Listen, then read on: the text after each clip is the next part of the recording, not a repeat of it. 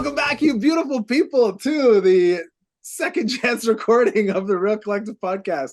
Kyle and I just finished recording this entire episode without pressing the record button. So we're going to do it all over again and say probably all of the same things, or at least most of them. As always, hit that like button, subscribe to the channel, share this with someone who you think might be interested in this type of stuff. Click the links below to book appointments with both of us or to do other things. Kyle, how you doing, pal? Good. I'm warmed up, ready to go. Yeah, all warmed up and ready to rock and roll. Yeah, all of the comments that we made before are great. The segue to how we're gonna do things are not there anymore. You're not gonna ask me about my sweater. Just Nope. like just straight Yeah. to Bullet points. Let's go. That's right. So the first half we're gonna talk a little bit about we're going to talk about disclosing content. So with TRESA in place now, there's different things that different agents are able to say with regards to disclosing the content of offers. That's a big sort of hot button topic. The media's picking up on it. Some agents are picking up on it. Some clients might or might not know what it means. So we'll talk about that in the first half. In the second half, we're going to talk about some terrible Christmas purchases that Kyle or I made, and that was inspired by me wearing a sweater today. So we'll just jump right in, talk about the sort of the idea of disclosing content in offers to prospective people. First off, it is the seller who makes the decision whether or not they're going to be disclosing that content to the other interested parties. Interested parties could be. So, one thing to interrupt you on though. So when we're talking about disclosing content, I just right away I'm like, what? Like the couch that's in my house? That's the contents of my house? No. So it's literally the conditions, the price, all the stuff that makes up your offer. That's what we're talking about. Disclosing, meaning telling everybody else, right? Yeah. Okay. Telling everybody else. And it used to be before TRESA that the only thing that you could disclose to another interested party or another real estate agent who submitted an offer is the offer count, how many offers you have, right? Okay. Now you must disclose, and there's a difference between what you must do and what you can do. You must disclose the number of offers to all parties who have submitted an offer. That's the same. Okay, let's say I've got 5 offers. I must disclose to all 5 people who the number of offers that are in. I also must disclose if there is a multiple representation, i.e., if there is one person who is represented by my brokerage, right? Another agent in my brokerage, I have to disclose that. I also have to disclose if there's 2 offers that are in from the same brokerage, but it's a different brokerage because they are in multiple representation, right? Anytime that you are in multiple representation, the people who are in multiple representation need to be aware of that. The idea being, it maybe is the same agent representing both buyers, because remember, the agent is the brokerage. That has how it has been in the past. Right. It's designated representation. But maybe this agent has information about both of those buyers, and both of those buyers need to say, hey, that's fine. I know that this agent, the brokerage, knows things about me, right? In reality, chances are it was a different agent from the same brokerage. But if you're in small town Ontario, maybe it is, the same agent for both, right? So both of those clients need to be aware of that.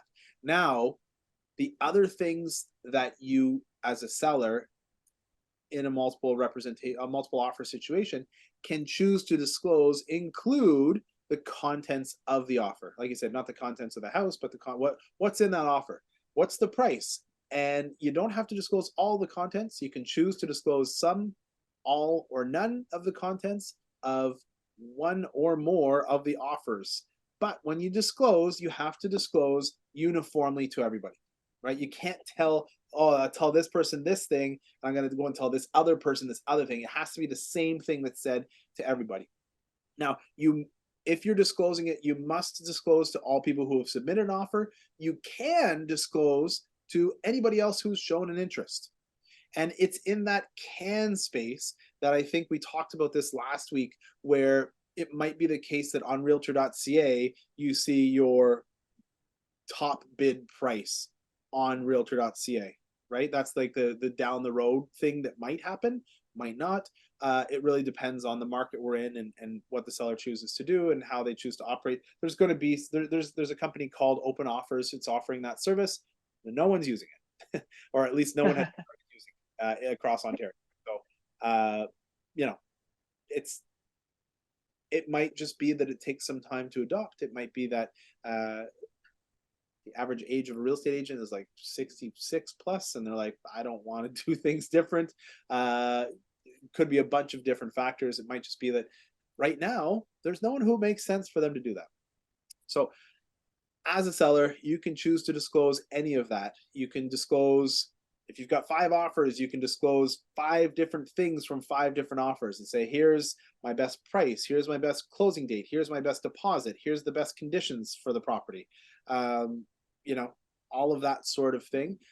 So yeah, there's a lot of sort of information that's in there, as long as you're clear to say, hey, look, this comes from one offer, this comes from another one. You can't misrepresent and say, hey, look, here's the 4 best things that I've got. You know, beat it, right? You have to be clear. Does that make sense? Right. Yeah. So you can you can literally build your own adventure as a seller. Say, yeah. I want this, I want this, I want this, I want this, and then who's coming to play, right? Now, some people might see that and say, well, look, you know what? I can't give you the closing date that you want, but I can give you the best price and I can give you the best conditions, like the least amount of conditions, right? I can't meet that deposit amount. I can't meet that, you know, maybe the highest deposit amount is $50,000. Well, I don't have $50,000 in my bank. I can do a $20,000 deposit, but you know, hopefully because my price is better or my closing date is better or I have, you know, fewer conditions, my offer is more accessible. So we had and then it kind of gets into a question about, well, how do you game it? Like, what do you say? When do you disclose the contents? Change your mind about disclosing contents. You were talking with an agent, you said yesterday. Yeah, I was talking with an agent yesterday when she had said, she's like, yeah, this is the first TRESA, you know, deal I'm doing. And that was it. It was like, we're doing all these open offers. We're telling people everything. Somewhere partway through, they're like, we're telling people nothing. And then they came back and were like, yeah, we're only going to tell them this now. Like, it just went all the way back and forth. And she was just like, okay, like however she was playing it. I can't remember what side of it she was on, but she said, she's like, it's the first. This is a little wild. First for her. Yeah. Well, and it's a first for all of us, right? It's yeah, like, for sure. And this, like I said, the seller sets the table, and then they get to choose what they serve, and they can change what they serve like at the last minute. Like, oh, you know what? I was gonna serve chicken, but my chicken's burnt, so you're all getting pizza. Okay. Yeah. And you're all at the table, and you have to eat because it's rude if you don't. I'm getting metaphor. Yeah, you're gonna run this one right to the end. What about dessert? Oh yeah, sorry. You want dessert? No, it's gonna be pizza for dessert. Yeah. And only one of you gets dessert. the one who eats the most pizza, or whatever. It's more pizza. All right. I think that one's dead. I had an offer last week where we were in competition.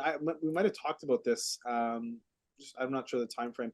Might have talked about it, but we were in competition, and the listing agent told me that there weren't any. Sorry, I said, hey, look, you can disclose contents of the offer. Would you like to do it? She said, no, we don't want to.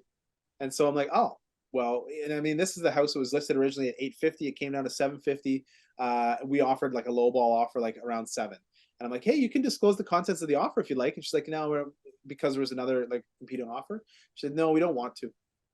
I said, oh, well, that kind of leads me to believe that the other offer is not that good, right? You've got 2 lowball offers, and it's like, what they disclose or what they don't disclose is going to tell a certain story. And so having the ability to understand, okay, well, you're disclosing, you're not disclosing, you're changing your mind about it, you're not changing your mind about it. You were going to disclose this, now you're going to disclose that. You kind of have to think like, okay, well, what does that mean? right? And once you understand what it means, then you can advise your client accordingly. Because in that particular instance, if there's two offers on the table, my advice normally to a client would be, hey, you got to play like close to list price. Like you got to be close to that 750 if you want to be able to get it, right? And that wasn't the case. I think we ended up paying more. I think we were offering something like 707, and I think the person who won had a faster closing, but their price I don't think was as good as ours. So, But it's like it's just like you said. I mean, you have to read between the lines, and that's going to be part of the expertise, because saying nothing is a tip off to something, yes, right? Like you don't want to talk poker or anything, but it's like, but that's it. Like, what are you bluffing? What are you not sharing? There's a reason you're not sharing this, or the reason you are. So why is it? Because I mean, we see it, we see it too. When I talk to agents all the time. I'm like, if you're doing a price reduction, don't do it on the date of the like COF, right? Don't do it on the date conditions are getting lifted. No offense, you are not that good of a negotiator. You did not just magically get this house 5 days later, $20,000 reduced because you're awesome. Something changed. What was it? That's the first tip off to the bank. And all of a sudden, we don't want to waive conditions today because there's a bunch of other things that are now in play, right? It was the septic? Is it a basement? Is it an electrical issue? Like you don't just magically get $20,000 off because you're cool. Something's wrong with the property.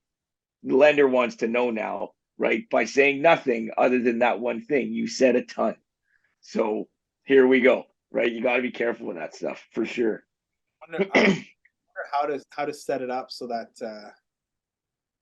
it wouldn't alert it. You don't. I guess the only way to do it would be like after the fact amendment, but even then, you're still going to see it from now until closing. So there's no real hitch to it, right?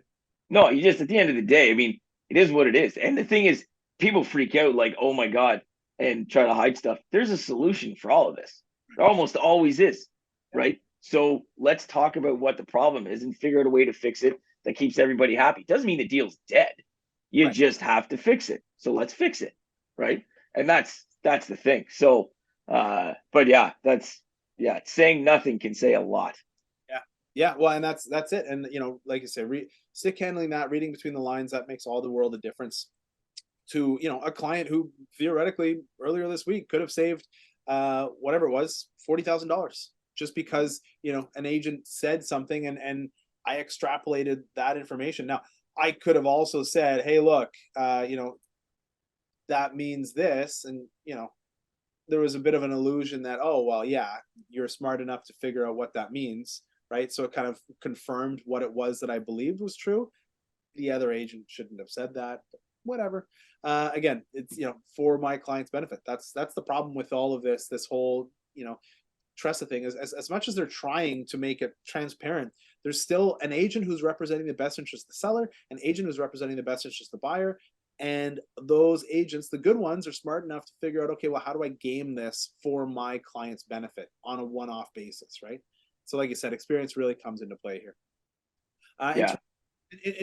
In terms of disclosing, I just want to be clear. You can only disclose when you have two or more competing offers, and both offers are active and valid at the time. So if you have, let's say, an offer that expires at 5 o'clock p.m. and it's 4 o'clock p.m., you can disclose the contents of both of those offers. But if it's 5:01 p.m., you can't disclose the contents of the offer that has expired.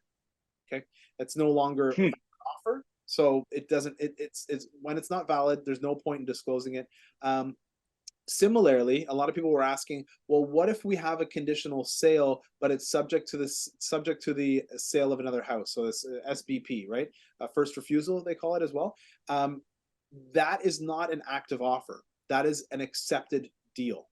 So when you have an accepted deal, you cannot disclose the contents anymore. It's only during the phase where you have two or more competing offers that you can disclose the contents of one or more of those offers to interested parties.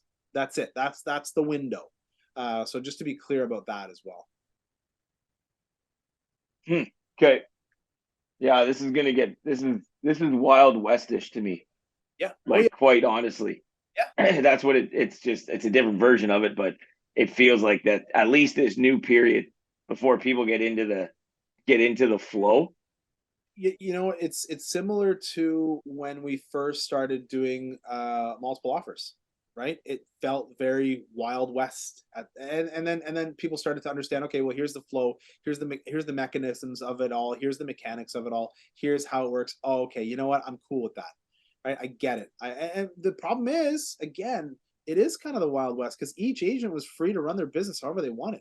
There's no set criteria. It's not that every person who's bidding in a multiple offer situation runs their multiple offer situation. Every listing agent runs their offer situation in the same way. Every agent's not going to run this open offers in the same way. Some will, some won't.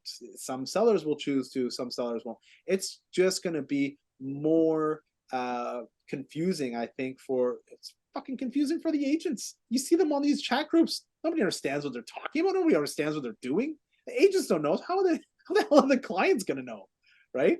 So it's like you say, it's gonna be something.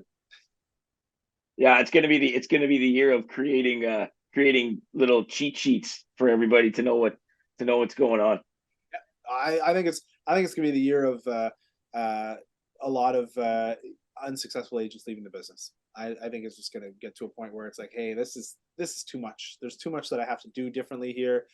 It's not working out for me. I thought this was going to be easy. Just show up here, sell a couple houses, bing bang boom, Bob's your uncle, make a bunch of money.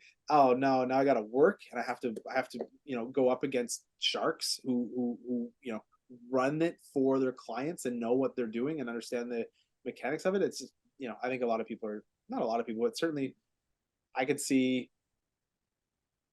20% of real estate agents dropping off in the next year or so. You can find those estimations online for sure. It's a chat going around. It's going to hit our industry too. It's going to hit our industry as things get tougher and people that don't get their second level license and can't do B deals, can't plan out and properly run a private deal are going to get pushed out because there's just less and less of the AAA deals that are out there as rates are higher and incomes aren't as high and debts are there. Like, it's gonna be tougher. So yeah, that attrition is gonna happen for sure. Deals are harder for us to put together too. Like, you got to work harder to get something going. So anyways, we'll talk, not to doom and gloom for the end of the year here. We'll talk about some bad Christmas purchase decisions made by both Kyle and I in the second half. Hit that like button, subscribe to the channel, share this with someone who you think might be interested in this type of content. If you're listening on Spotify or Apple Podcasts, thank you. And you can click the links below to schedule appointments with us. I think I already said that. I'll catch you on the flip side. This episode of the Real Collective podcast is brought to you by Real Collective. Real Collective brings together best-in-class real estate agents and collective experts in the field to deliver the best possible service to our clients. We govern ourselves with honesty, open-mindedness, and compassion. With diverse skill sets, our agents are able to better serve a wide array of clients, including first-time buyers, first-time sellers, transferees, estate sales, investors, and rural, vacation, and luxury properties. Authenticity and transparency are pillars of our process, which allows us to put our clients at the center of everything we do. Our years of experience and knowledge allow us to deliver prestigious service and optimal results. If you are interested in buying or selling your home, contact us today at realcollective.ca. Welcome back, you beautiful people, to the second half of the Real Collective podcast. I hope you enjoy the first half and that you will also enjoy the deuxième. Hit that like button, subscribe to the channel, and share this with someone who you think might be interested. Kyle, tell me about your worst Christmas purchase. Oh, worst Christmas purchase. Just trying to save a little bit of money, and my wife really wanted a Canada Goose jacket. And I didn't know Canada Goose at the time. Like, so I kind of knew how expensive it was, but I'm like, what? I don't even know what the deal is here, right? So I'm online and I see that somebody's offering up like this discount, some Facebook thing, right? So I'm like, perfect. Order it. Supposed to be shipped on time, rock and roll. Problem is that one, we missed Christmas, so there's that. But I'm like, don't worry, babe, it's coming. But then it shows up in February. And it's in a bag that's like this big, which makes no sense to me because this is a long jacket, right? Pull that thing out and it's just not what it was supposed to be. I don't know what kind of fur was on that hood, or what animal that was. And definitely, I don't know how many squirrels got hurt in the making of that apparently downfilled thing, because it was not cool. And like, her and her mother couldn't stop laughing at me. They're like, "What is this?" I'm like, "I was on a discount. Like, man, it should have been fine." So, oh yeah, I still get made fun of for that. The fur is grouse. It's Canada grouse. You misread it. Grouse. Yeah, that was on the pouch. That was on the patch, I'm sure. It was just not just the gross. Yeah, this is brutal. Oh yeah, it was definitely a welcome, definitely a poor decision. Poor decision. Listen, I'm right there with you, man. I am not an online shopper. This sweater, which was this is the third time I'm telling you this story. That's the third time I've heard that story in the last hour. So don't tell anybody. It is what it is. So this sweater was a similar terrible purchase where I went on line and looked for a website called uglychristmassweaters.com. Found, hey, look, there's some on brand colors. This is the old brand. This is the old sold sign up here for that old brand. Skyfire stands for Sean Tasse, your friend in real estate. Still is me, still is my license plate that says Skyfire, but of course the Real Collective allows more people to be a part of what's going on here. Anyways, I bought this ugly sweater online, went to the website, customized it, put the logo on it. I was like, yeah, this is cool. What I should have done, now that I'm looking at the sweater, and I noticed this right away, is instead of making the background tried to color match, I should have made it see-through instead of this color here. That would have made it look better. Nevertheless, after I bought it, I ordered it. I was so pumped about it. Lindsay said to me, "Hey, how much did that sweater cost you?" I'm like, "Oh, I don't know. I think it was like $79." She's like, "Oh, it seems like a lot of money for a sweater." I'm like, "Yeah, but it's personalized." She's like, "Well, when you personalize it, did you have to pay like extra money to personalize it?" I'm like, "Oh, maybe it was like $40 to personalize it or something." So now we're up to from like 75 to like 100 whatever, 15 or 120. She's like, "And what was the website again?" I said, "It was uglychristmassweaters.com." She's like, .com, right? Yeah. So is it $115 Canadian or $115 American? I said, "Ooh, good question.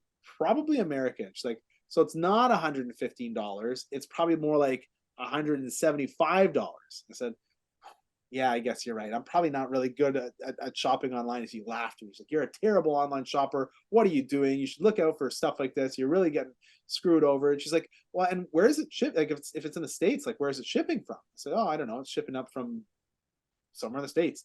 She's like, "So is there like shipping and handling paid on top of that?" I'm like, at the time, this was like 5-6 years ago, I'd never bought anything online, right?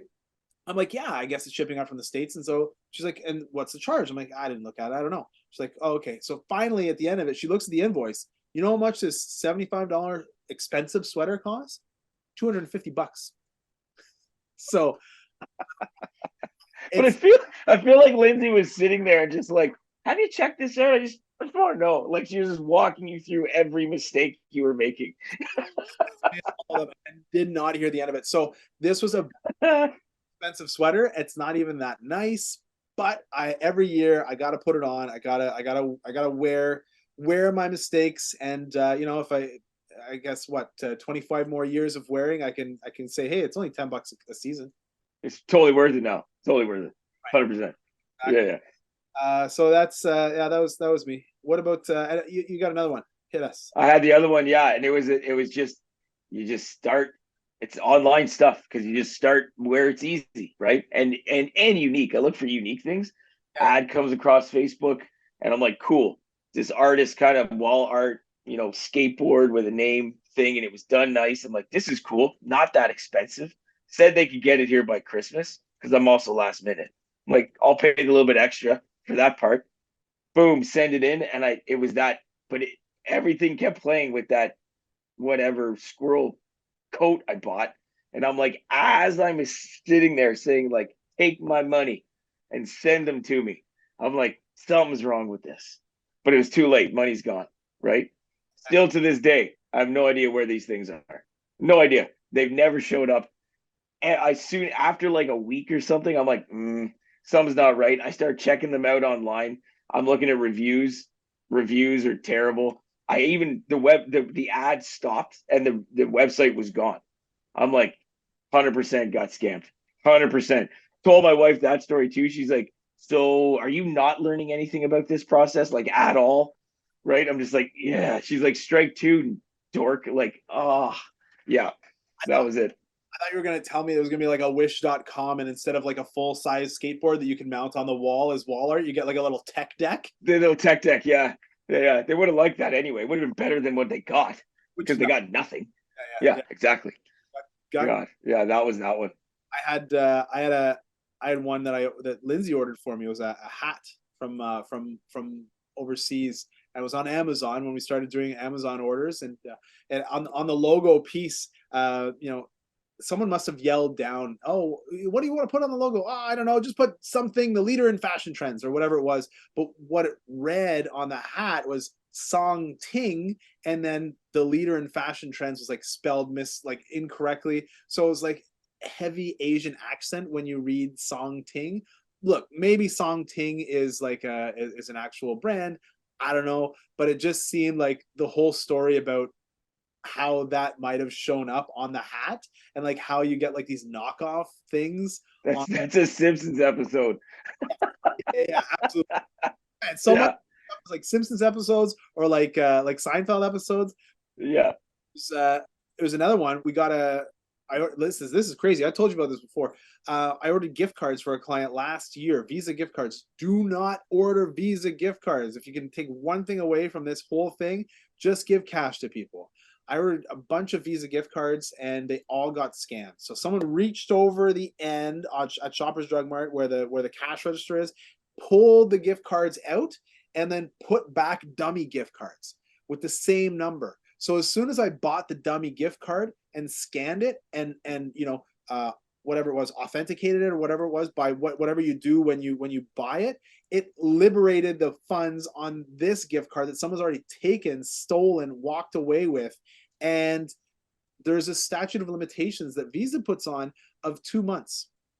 So my clients go to use these gift cards in right? And they're like, hey, there's no money on these gift cards. What's going on? Oh, Visa, you know what? Sorry, we'll have to look into it. And then because of that 2 month statute of limitations, some of the stuff had disappeared like further back.